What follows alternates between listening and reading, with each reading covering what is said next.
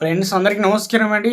DA arrears pending బకాయిలపైన ముఖ్య ప్రకటన శుభవార్త అంటూ ఎలాంటి శుభవార్తలు అందించబోతున్నారు. వాస్తవానికి తెలంగాణ రాష్ట్ర వ్యాప్తంగా ఉద్యోగులకు సంబంధించి ఈరోజు డిఏ బకాయిలు మిగతా అంశాలపైన ఒక లేటెస్ట్ అప్డేట్ అయితే న్యూస్ ఆర్టికల్ రావడం జరిగిందండి. ఆ వివరాలన్నీ వీడియోలో తెలుసుకునే ప్రయత్నం చేద్దామండి. మరోసారి కనుక ఛానల్ వస్తే తప్పకుండా సబ్స్క్రైబ్ చేసుకొని bell button all notification activate చేసుకోండి. అదేవిధంగా చూస్తున్నారు కానీ లైక్ చేయడం మర్చిపోతున్నారండి. వెంటనే లైక్ చేయండి, మిత్రులందరికీ వీడియోను షేర్ చేయండి.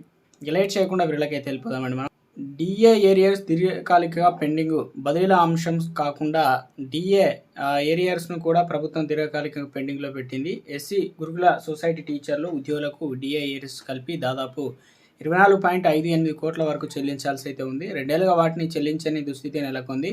ఇప్పటికీ ఎన్నిసార్లు విజ్ఞప్తి చేసినా అధికారులు అయితే పట్టించుకోవడం లేదని గురుకుల టీచర్లు వాపోతున్నారు. ఇకనైనా స్పందించి బకాయిలు సత్వరమే విడుదల చేయాలని డిమాండ్ చేస్తున్నారు. లేదంటే పోరాటాలకు దిగుతామని తప్పదని గురుకుల ఉద్యోగ సంఘాలు అయితే ప్రభుత్వాన్ని హెచ్చరించారు.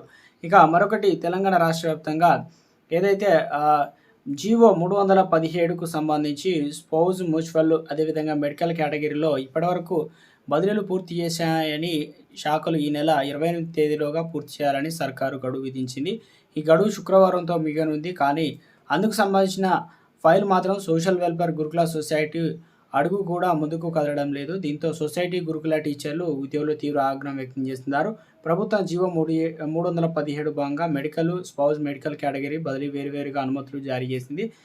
ఎన్ని దరఖాస్తులు వచ్చాయి కూడా అందులో అన్నింటినీ తిరస్కరించి ఇక ఎన్ని పెండింగ్లో ఉన్నాయో అనేది వివరాలు డిపార్ట్మెంట్ల వారీగా పంపాలని జనవరిలో సర్కార్ అయితే స్పష్టం చేసింది. అయితే ఈ మేరకు education department BC general minority SC ఎస్టీలకు సంబంధించిన ఉన్నతాధికారులకు సంబంధించిన ఫైల్ ప్రభుత్వాన్ని నివేదించారు. ఇక ఫైల్ను వెనక్కి పంపిన జేఏడి.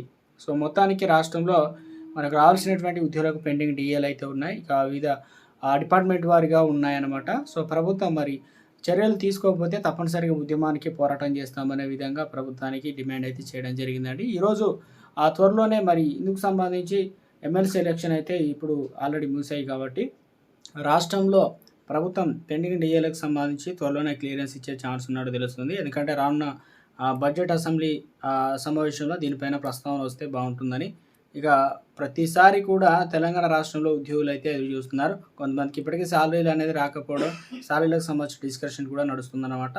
సో ఇది ప్రస్తుతం ఉన్నటువంటి లేటెస్ట్ తాజా సమాచారం అండి. ఒక డిఏ మాత్రమైతే మనకు రిలీజ్ చేశారు కాబట్టి